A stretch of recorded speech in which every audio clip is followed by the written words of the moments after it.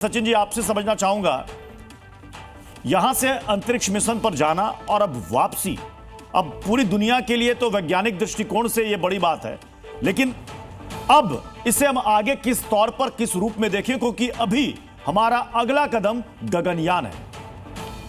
हाँ जी, बिल्कुल। आप ऐसे देखें इस बात को, अगर हम पूरे उसको देखें परीक्षा को कि इस वक्त हो क्या रहा है। 41 साल पहले एक हिंदुस्तानी स्पेस में गया और उसके बाद अब दोबारा शुभांशु शुक्ला जी स्पेस में गए।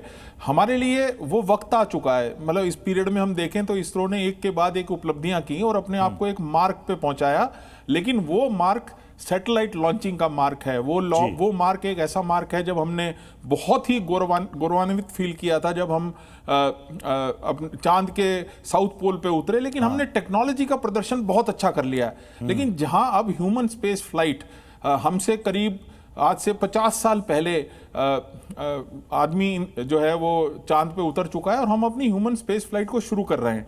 इसरो की जो स्पीड थी शुरू में धीमी थी, लेकिन इमीडिएटली हम 5वें लेवल पे आ गए और अब हम इमीडिएटली देखना चाह रहे हैं कि हम इंटरनेशनली जो ये ह्यूमंस को स्पेस में भेजना है। योगेश्वर नाथ जी, अब इसके बाद आगे क्या होगा? सुनीता जी, अब इसके बाद आगे क्या होगा? क्योंकि यहां पर स्प्लैश डाउन करने के बाद ये जो चारों अंतरिक्ष यात्री हैं, इनको अलग रखा जाएगा, किसी रिहैब सेंटर में रहेंगे? कितने दिनों के लिए रहेंगे? सर, ये 7 दिनों के लिए इनको रिहैब में रखा जाएगा, जहां पे हम इनकी पूरी फिजियोलॉजिकल, इनके पूरे फिजिकल एग्जामिन करेंगे। इनके ऊपर जो हमारे माइक्रोग्रेविटी की वजह से, सूक्ष्म ग्रेविटी की वजह से जो भी चेंजेस होते हैं हमारी बॉडी में, हमारी मांसपेशियों का सिकुड़ना, हमारा जो बोन होती है उसकी डेंसिटी का घटना, ये सारे जो भी चीज़ें हो सकती हैं वो हुई होंगी, उनका निरीक्षण किया जाएगा।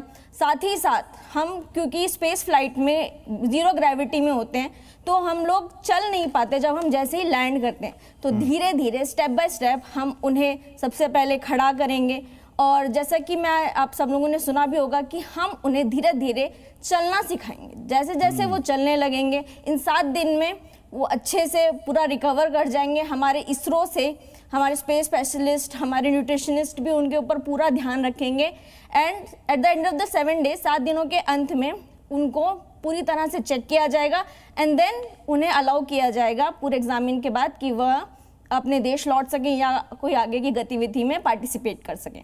जी सचिन जी, इस दौरान कुछ दिक्कत भी होती है क्या 7 दिन के बाद? चूंकि आप एक ऐसी जगह से होकर के आ रहे हैं जहां पर जीरो ग्रेविटी है और फिर जब यहां उतरेंगे तो जैसा अभी बताया सुनीता जी ने कि वो चलना शुरू करेंगे आफ्टर 7 डेज। बिल्कुल बिल्कुल। आप ऐसे मान के चलिए कि उन्होंने बड़े दिनों से उनके पैरों ने ये फील ही नहीं किया है कि उनका कोई वेट है। उनकी जो बोन्स हैं, उन्होंने कभी वो वेट लिया ही नहीं जो सारा वेट उस बॉडी का है। आप अगर स्विमिंग पूल में भी करीब घंटा भर अगर तैरते रहें और बाहर आए तो आपको ऐसे लगता है जैसे आपने फिर से अपना पूरा वेट लिया है। तो इस वजह से तो उनकी हड्डियों को पहले तो वेट लेने की वो आदत, फिर उनके ब्रेन का बैलेंस आउट है। आप सोच के देखें कि अगर मैं अभी खड़ा हूं तो मेरे जूतों को जो प्रेशर मिल रहा है वो मेरी पैरों की तलवे पे लग रहा है, तो मेरे ब्रेन को पता है कि मैं खड़ा हूं और मेरा वेट पैरों पे लग रहा है। ये इसलिए पता है क्योंकि एक हमारे ब्रेन के अंदर एक मेटल है, पानी जैसा है, जो हमारे ब्रेन को ये एहसास कराता है कि हम कहाँ हैं चलते हुए, हमारा बैलेंस बनाता है और ग्रेविटी में वो पानी भी ब्रेन की उस सतह से ऊपर उठ जाता है, तो कोई एहसास नहीं होता है। आप जब वापस आएंगे और सडनली आप पे ग्रेविटी काम करना स्टार्ट करेगी तो आप डिसोरिएंटेड होंगे, आपको हर कदम बड़े ध्यान से रखना होगा। और यही नहीं, हम सब जानते हैं कि इसरो क्योंकि प्रिपेयर कर रहा है कि इंसान को स्पेस में भेजने के लिए, तो ऐसे एक्सपेरिमेंट किए गए। उन्होंने टार्डिग्रेड्स पे एक्सपेरिमेंट किए हैं, उन्होंने बैक्टीरिया पे एक्सपेरिमेंट किए हैं, माइक्रो ऑल्गी पे एक्सपेरिमेंट किए हैं। तो इन सारों के दौरान स्पेस में उनके पास बहुत सारे ऐसे पैथोजेंस भी हैं जो हालांकि स्पेस के तो नहीं है, लेकिन वो लेकर के गए अपने साथ। तो उनको क्वारंटाइन करना, पहले धीरे धीरे उनको खड़े होना, बैलेंस बनाना, फिर चलना, फिर उनके गट की हेल्थ, फिर उनकी जनरली उनकी आई साइट, ये सारी की सारी चीजें टेस्ट की जाएंगी। सुनीता जी, अब चूंकि ये दृश्य जो हम दिखा रहे हैं कुछ ऐसे ही होगी, शुभांशु शुक्ला की वापसी, समंदर में उनका ये स्पेसक्राफ्ट जो है उतरेगा। कई लोगों के मन में सवाल है, कई लोग सोशल मीडिया में पूछ रहे हैं कि भाई समंदर में ही क्यों स्प्लैश डाउन होगा, क्यों किया जाता है, इसके पीछे क्या रीजन है? देखिए, समंदर नेचुरली एक ऐसा मीडियम है, पानी एक ऐसा मीडियम है जो हमारे आने वाले शॉक को एब्जॉर्ब करता है। और जब हम किसी आदमी को स्पेस में भेजने लगते हैं, उससे पहले भी उसकी जो तैयारी करवाते हैं वो पानी के अंदर ही कराते हैं।